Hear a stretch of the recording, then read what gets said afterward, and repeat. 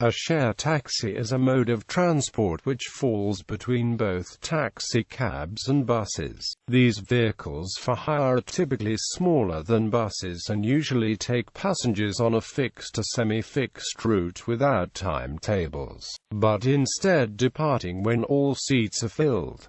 They may stop anywhere to pick up or drop off the passengers. Often found in developing countries, the vehicles used as share taxis range from 4-seat cars to minibuses.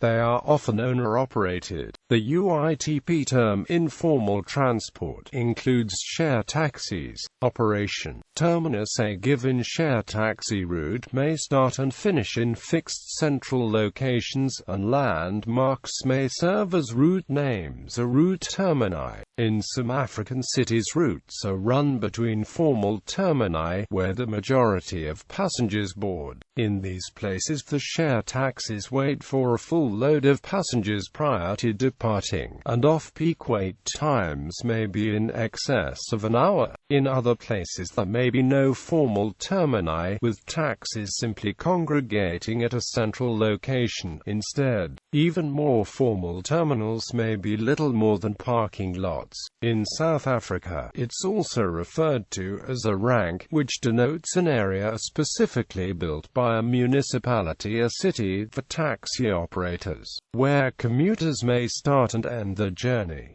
Along the route, where they exist, share taxis provide service on set routes within and sometimes between towns. After a share taxi has picked up passengers at its terminus, it proceeds along a semi-fixed route where the driver may determine the actual route within an area according to traffic condition. Drivers will stop anywhere to allow riders to disembark, and may sometimes do the same when prospective passengers want to ride. Operational distinctions. While all share taxis share certain characteristics, many regional versions exhibit peculiarities. Some basic operational distinctions can be delineated. Vehicle ownership. Most share taxis are operated under one of two regimes.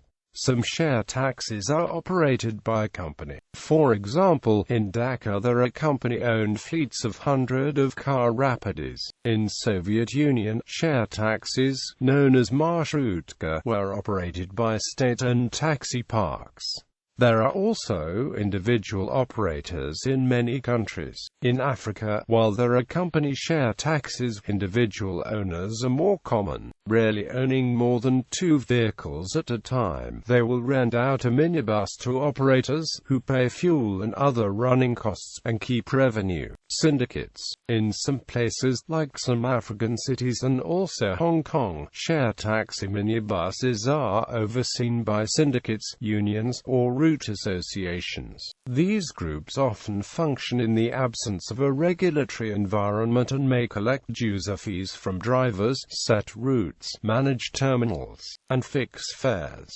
Terminal management may include ensuring each vehicle leaves with a full load of passengers. Because the syndicates represent owners, the regulatory efforts tend to favor operators rather than passengers, and the very termini syndicates' upkeep can cost delays and money for passengers as well as forcing them to disembark at inconvenient locations. In a phenomenon called terminal constraint regulation in Africa, regulation is mainly something that pertains to the vehicle itself, not its operator or its mode of operation. In Kenya, regulation does extend to operators and mode of operation as well as the vehicle. As of 2008, African minibuses are difficult to tax, and may operate in a regulatory vacuum, perhaps because their existence is not part of a government scheme, but is simply a market response to a growing demand for such services. Route syndicates and operators associations often exercise unrestricted control, and existing rules may see little enforcement.